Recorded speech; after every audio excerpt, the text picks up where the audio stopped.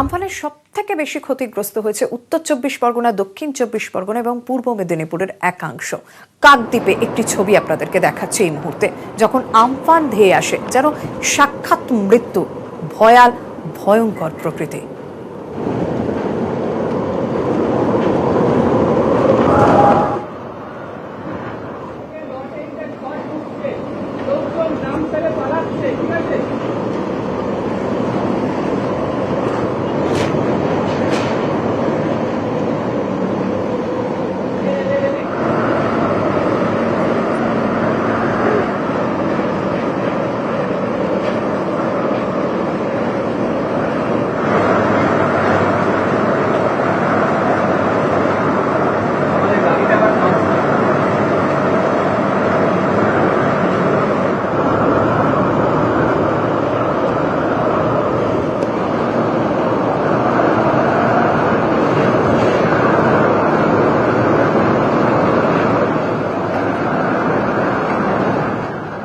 সাগরে আমফানের যে দাপট সেটা আছড়ে পড়ার পর তার প্রভাব বোঝা যাচ্ছে হচ্ছে কচুবেড়িয়াতে দাঁড়িয়ে।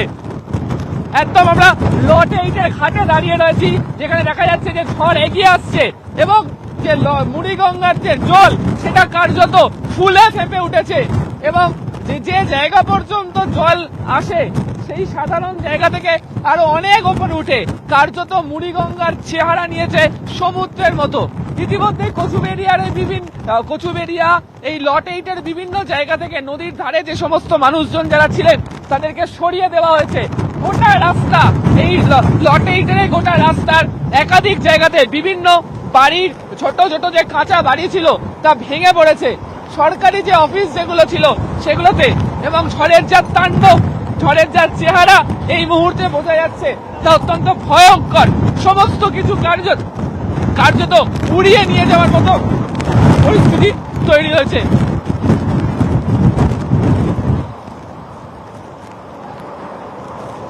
ক্যামেরায় অভিজিৎ দাসের সঙ্গে আবির ঘোষাল, নিউজ 18 বাংলা, লট 8।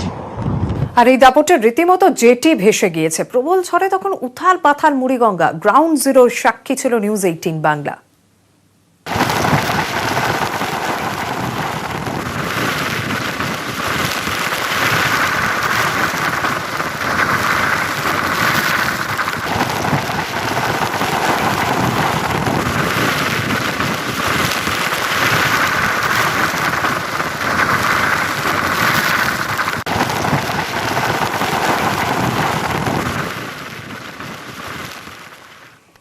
সাগর লাগোয়া সুন্দরবন এলাকায় আমফানের ল্যান্ডফল, ঝড় বৃষ্টিতে ব্যাপক ক্ষয়ক্ষতি, লন্ডভন্ড গোটা এলাকা। ক্ষয়ক্ষতি বুঝে আজ এলাকা ঘুরে দেখেন সুন্দরবন জেলা পুলিশের সুন্দরবনের এসপি।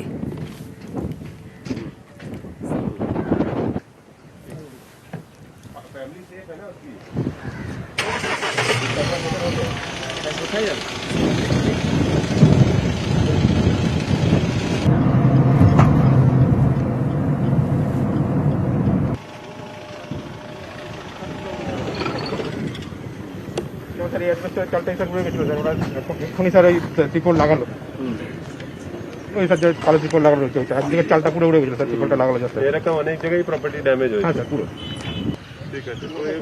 তো দেখেন আজকে কিছু টার্পোলিন ওয়াটারিং শিট আর পেট্রাক গরগেলিন, কিছু মেডিসিন, কিছু ব্লিচিং পাউডার। সুন্দরবনে আমরা ঘুরে ঘুরে চেক করলাম যে এখন পর্যন্ত ফিডব্যাক পেয়েছি প্রপার্টির এক্সটেন্সিভ ড্যামেজ হয়েছে। নিশ্চয়ই গাছ পড়ে গেছে অনেক জায়গায়, আর অনেক জায়গায় ইলেকট্রিক পোলস পড়ে গেছে। মানুষের যে কাঁচা বাড়িগুলো ছিল সেগুলো অনেকটা ড্যামেজ হয়েছে, সেগুলো অ্যাসেসমেন্ট করা হচ্ছে। আমাদের এখন ইমিডিয়েট প্রায়োরিটি হচ্ছে রাস্তাঘাট আমরা খুলে দিতে পারি আর মোবাইল কমিউনিকেশনটা চালু করে দিতে পারি, যাতে আমরা ফের সব জায়গায় আমাদের রিলিফ অ্যাকশনটা চালু করে দিতে পারবো।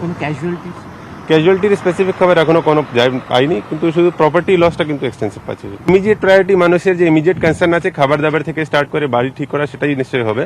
আর ইমিডিয়েট রিলিফ যদি কারো মেডিকেল অ্যাসিস্ট্যান্স থাকে সেগুলো আমাদের প্রোভাইড করা, এটা এখন ইমিডিয়েট প্রায়োরিটি আছে।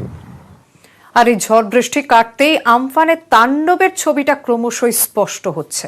কাকদ্বীপে 117 নম্বর জাতীয় সড়কের চারপাশ বিপর্যস্ত, অসংখ্য কাঁচা পাকা বাড়ি ভেঙে গিয়েছে, আহত হয়েছেন অনেক।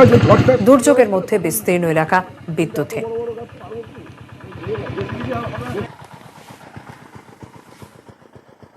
প্রথম দফার 2.5 ঘন্টা ঝড়ে কার্যত বিপর্যস্ত 117 নম্বর জাতীয় সড়কের ধারে থাকা বিভিন্ন বাড়ি, দোকানপাট। জাতীয় সড়কের ওপর একাধিক বড় বড় গাছ তা ইতিমধ্যে উপড়ে পড়েছে, কিন্তু গাড়ি যাতায়াতের জন্য যে রাস্তাটা আপাততই বন্ধ রয়েছে, ফলে কাকদ্বীপ বা বকখালি থেকে বা গঙ্গাসাগরের দিক থেকে কেউ যদি গাড়ি নিয়ে ডায়মন্ড হারবার বা কলকাতার দিকে যেতে চান, সেটা যাওয়ার ক্ষেত্রে একটা বাধা ইতিমধ্যেই তৈরি হয়েছে। এছাড়া এমন ভাবে দেখতে পাওয়া গেছে যে রাস্তার দুধারে একাধিক কাঁচা বাড়ি যেমন ভেঙেছে, তেমনি ভাবে বিভিন্ন পাকা বাড়িও ক্ষতিগ্রস্ত হয়েছে। ঝড়ের সময় গাছ পড়ে এবং বা টিনের চাল উড়ে গিয়ে মাথা পর্যন্ত ফেটে গেছে যারা বিভিন্ন বাড়িতে ছিলেন। তবে সবচেয়ে বেশি যেটা সমস্যা হয়েছে সেটা হচ্ছে বিদ্যুৎ দপ্তরে, তার কারণ একাধিক জায়গায় বিদ্যুতের খুঁটি বা পোল পুরোপুরি ভাবে উপরে পড়ে গিয়েছে। আগামী ঘন্টাতে আরো 2 দফায় ঝড় আসার কথা রয়েছে, সেই সময় যাতে কেউ রাস্তাতে না থাকে, নিরাপদ আশ্রয় যেন থাকেন সেই ব্যবস্থা করা। এবং দ্বিতীয়ত হচ্ছে যেই সমস্ত গাছ পড়ে রয়েছে সেগুলোকে সম্পূর্ণ ঝড় মিটে যাওয়ার পর জেসিবি বা অন্য কোনো মাধ্যমে বা কাটার নিয়ে এসে এগুলোকে কেটে এখান থেকে সরিয়ে ফেলা। কিন্তু তার জন্য যে সময় তাদেরকে প্রয়োজন, ঝড়ের মধ্যে সেই কাজ করা কতটা সম্ভব হবে তা নিয়ে অবশ্যই একটা সংশয় রয়েছে। ক্যামেরা অভিজিৎ দাসের সঙ্গে আবির ঘোষাল, নিউজ 18 বাংলা। আর এবার ফ্রেজারগঞ্জের ছবি, যে ফ্রেজারগঞ্জ এই মুহূর্তে জানা যাচ্ছে সব থেকে বেশি ক্ষতিগ্রস্ত। কার্যত এই ব্লকটি নিশ্চিহ্ন হয়ে গিয়েছে, প্রচুর বাড়ি ভেঙে গিয়েছে, প্রচুর মানুষ আহত হয়েছে। একেবারে যখন আমফান ধেয়ে আসে সেই মুহূর্তের ছবি আপনারা দেখতে পাচ্ছেন। আমাদের প্রতিনিধি শঙ্কু সাত্রা এবং ক্যামেরা পার্সন সুমন বসু এই ছবি সেখানে প্রাণের ঝুঁকি নিয়ে তোলে। আমাদের সঙ্গে রয়েছেন প্রতিনিধি শঙ্কু সাত্রা। শঙ্কু, এখন পরিস্থিতি কিরকম রয়েছে এবং কতটা সময় লাগতে পারে? এই ছবি দেখে কি মনে হচ্ছে, স্বাভাবিক হতে কতটা সময় লাগতে পারে? দেখো শর্মিষ্ঠা, ফ্রেজারগঞ্জ কিংবা সংলগ্ন যে সমস্ত পঞ্চায়েত এরিয়া আছে সেগুলো বুলবুলের আঘাতের পরে এখনো পর্যন্ত তারা কিন্তু সোজা হয়ে দাঁড়াতে পারছিল না। তার উপর আবার এই আমফানের আঘাত, আর এই আঘাতের ফলে কিন্তু মানুষগুলো যেরকম গাছগুলো নুইয়ে পড়েছে, মানুষগুলোও কিন্তু সেইভাবে নুইয়ে পড়েছে। সকাল থেকে কিছুটা ফাঁক ছিল, বৃষ্টি ছিল না, প্রত্যেকেই যে সমস্ত রেস্কিউ হাউস ছিল সেখানে থেকে ফিরে এসে নিজেদের বাড়ির চাল থেকে আরম্ভ করে সমস্ত কিছু ঠিক করছিল, বাড়ির ছাদ ঠিক করছিল। কিন্তু এ পর্যন্ত কারোর কাছে পর্যাপ্ত পরিমাণে ত্রিপল কিংবা ত্রাণ সেই রকম কিছুই পৌঁছায়নি। তবে মানুষ কিন্তু তারা নিজেদের আস্তানাটাকে, অর্থাৎ ঘরের মধ্যে তো অনেক কিছু থাকে, কাঁথা কাপড় থেকে আরম্ভ করে দামি জিনিসপত্র থাকে, সমস্ত কিছু থাকে, সেগুলো এক জায়গায় করা, সেগুলোকে ঠিকঠাক করে রাখা চেষ্টা করছিলেন। কিন্তু তার মধ্যে আবার টিপ টিপ করে বৃষ্টি শুরু হয়ে গেছে। আবার প্রত্যেকটি মানুষ কিন্তু ভয়ে, অর্থাৎ আকাশের মেঘ এমন ভাবে হয়ে আছে যদি আবার কোনো ঝড় কিংবা আফটার এফেক্ট আসে তার ভয়ে কিন্তু আবার সবাই আস্তে আস্তে নিরাপদ স্থানে যাচ্ছে। নিরাপদ স্থানে গেলে কি হবে, তাদের পেটে কিন্তু খাবার নেই। তারা আজকে 3 দিন ধরে মাত্র 2 বার খাবার পেয়েছে। একবার মুড়ি, খানিকটা বাতাসা পেয়েছিল, সেটা অপর্যাপ্ত, সেটা পর্যাপ্ত ছিল না। এবং তারপরে তাদেরকে খুব কম পরিমাণে খিচুড়ি খাওয়ানো হয়েছিল, তার বেশি তাদের কিছু খাওয়ানো হয়নি। বাড়ির চাল থেকে আরম্ভ করে সবকিছু, খাওয়ার চাল, এগুলো সবকিছু কিন্তু তাদের ভিজে গেছে গতকাল। আজকে এখনো পর্যন্ত সঠিকভাবে ফ্রেজারগঞ্জে কোথাও সেভাবে ত্রাণ গিয়ে পৌঁছায়নি, যেটা আমরা ওখানকার মানুষদের কাছ থেকে শুনলাম। কিংবা গতকাল রাত্রেবেলা যেটা বারবার করে বলা হচ্ছিল, রেস্কিউ টিম এনডিআরএফ তারা আসবে, তারা এসে রেস্কিউ করবে। কালকে কিন্তু সকাল থেকে যখন ঝড়ের প্রকোপ শুরু হয় তারপর থেকে এনডিআরএফ এর কোনো টিমকে আমরা রাত্রি 2টো পর্যন্ত রাস্তায় ছিলাম, কোথাও দেখিনি, কাউকে রেস্কিউ করতে যেতে দেখিনি, কোথাও কোনোভাবে দেখিনি।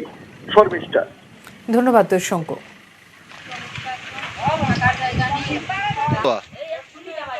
এখনো সকাল থেকে কেউ কিছু এসছে? বাড়িতে খাওয়ার কিছু আছে?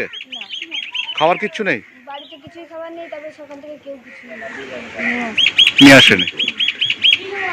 কাল যেমন দুর্গম জায়গা থেকে ছবি আপনাদের সামনে তুলে ধরা হয়েছে আমফানের, তেমনি এর পর কি পরিস্থিতি, সেরকমই বেশ কিছু দুর্গম জায়গায় পৌঁছে যাচ্ছেন আমাদের প্রতিনিধিরা। বাসন্তী হাইওয়ে কার্যত বন্ধ রয়েছে, একাধিক গাছ সেখানে ভেঙে পড়েছে, ধ্বংসের ছবিটা সেখানে স্পষ্ট। যত এগিয়ে যাওয়া যাচ্ছে এই হাইওয়ে ধরে অসংখ্য কাঁচা বাড়ি যে ভেঙে ধ্বংসস্তূপে পরিণত হয়েছে সেই ছবি দেখা যাচ্ছে। ক্ষতিগ্রস্ত হয়েছে পাকা বাড়িও। ঝড়ের সময় স্কুলে আশ্রয় নেওয়ায় মানুষের প্রাণ বেঁচেছে, কিন্তু ঘর বাড়ি কিছুই আর টেকেনি। ঝড়ে নিয়ে গেছে শেষ সম্বলটুকু।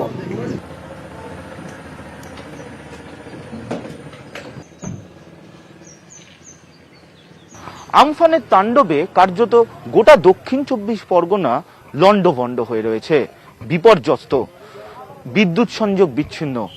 অন্তত বাসন্তী হাইওয়ে ধরে যতদূর যাওয়া যায় অন্তত ছবিটা এরকমই ধরা পড়ছে। মাটির বাড়ি ধসে পড়েছে, কাঁচা বাড়ি ভেঙে পড়েছে। শুধু তাই নয়, বিভিন্ন জায়গায় গাছ পড়ে রয়েছে।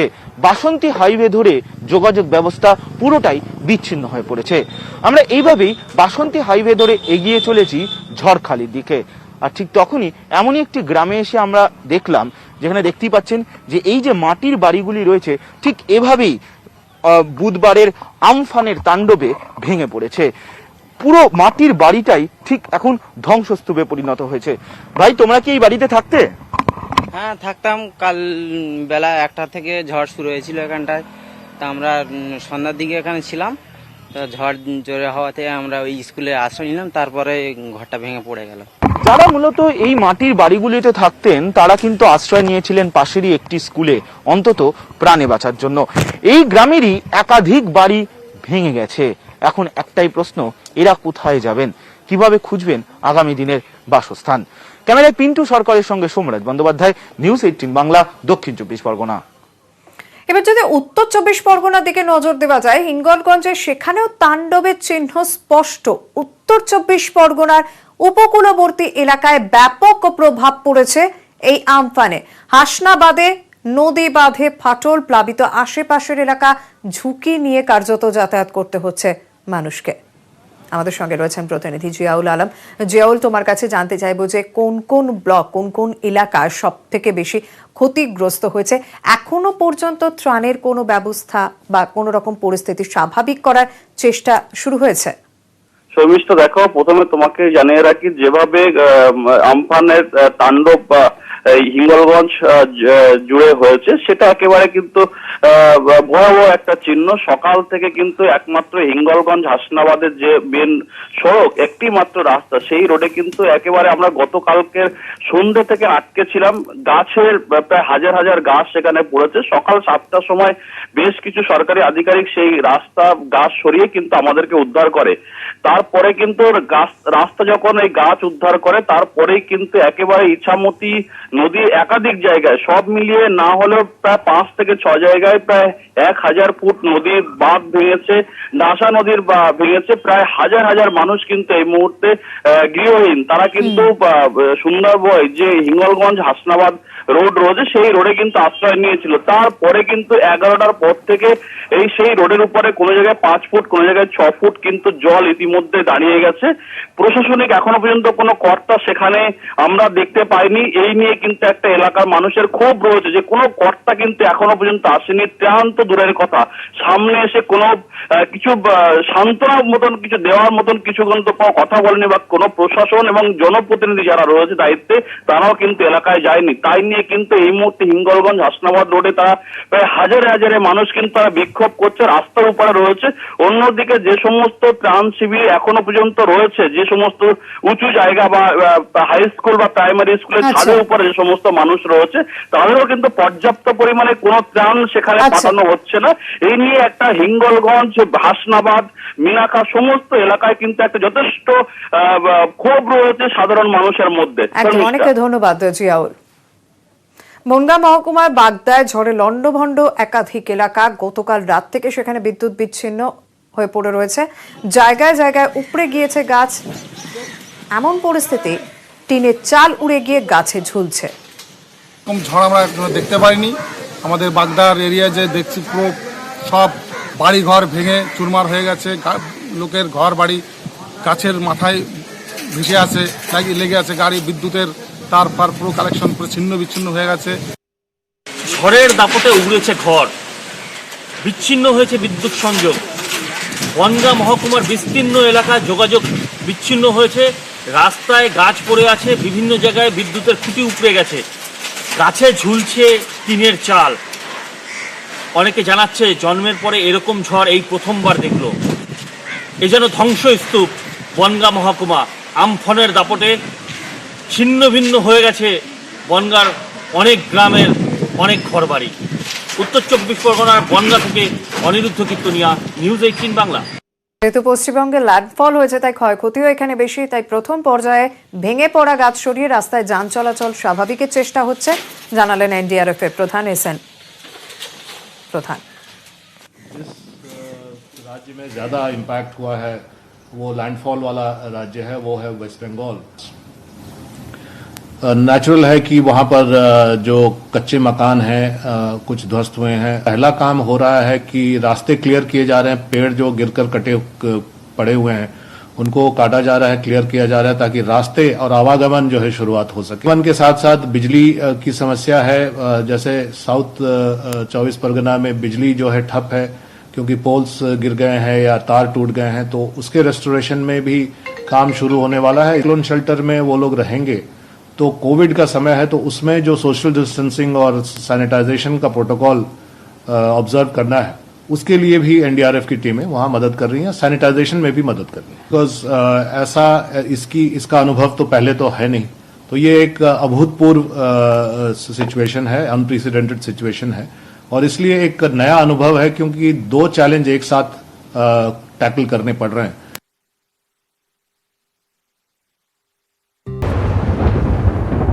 আবহাওয়া দপ্তরের পূর্বাভাস ছিল, সেই মতো প্রস্তুত ছিল কলকাতা পুরসভার কন্ট্রোল রুম। জেলা থেকে কলকাতা আমফানের তাণ্ডবে কোথায় কেমন ক্ষয়ক্ষতি সব জানতে কলকাতা পুরসভার নজর নিউজ 18 বাংলার পর্দায়।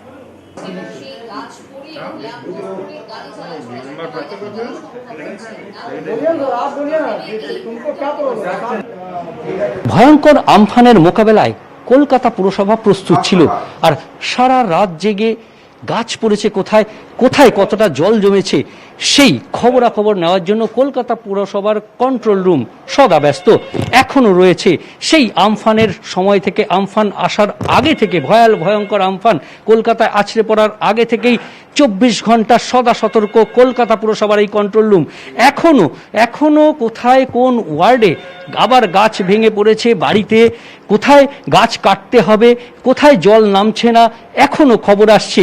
আর এই কন্ট্রোল রুমে চলছে নিউজ 18 বাংলা, এবং নিউজ 18 বাংলাতেও কোথায় কোন ওয়ার্ডে কোথায় গাছের পড়ার খবর রয়েছে সেই খবরও তারা দেখছেন, এবং সেখান থেকে নির্দেশ যাচ্ছে সে কোথায় গাছ কাটতে হবে, কিভাবে গাছ কাটতে হবে, এই সমস্ত নির্দেশ এই কলকাতা পুরসভার যে কন্ট্রোল রুম, সেই কন্ট্রোল রুম থেকেই এই নির্দেশ যাচ্ছে কলকাতা পুরসভার বিভিন্ন জায়গায়। জল জমার কোথাও কোনো খবর নেই, আমাদের সব জল আস্তে আস্তে নামছে, সমস্ত পাম্পিং চলছে, পাম্প স্টেশন রানিং আছে। আমাদের একটু সমস্যা হচ্ছে, আজকে আশা করি সমস্ত জল নেমে যাবে এবং কোনো অসুবিধা নেই। বিভিন্ন বড় রাস্তা থেকে যেমন গাছ কাটা হচ্ছে, তেমনি ড্রেনেজ পাম্পিং স্টেশন চলায় জলও নামছে, বাধা হয়ে দাঁড়াচ্ছে গঙ্গার জলের জোয়ার ভাটা। আর সেটাই কলকাতা পুরসভার চিরদিনের মাথা ব্যথার কারণ শহর থেকে জল নামতে হলে গঙ্গার জলের জলস্তর নিচে থাকা দরকার। ক্যামেরায় দীপক উপাধ্যায়ের সঙ্গে বিশ্বজিৎ সাহা, নিউজ 18 বাংলা, কলকাতা।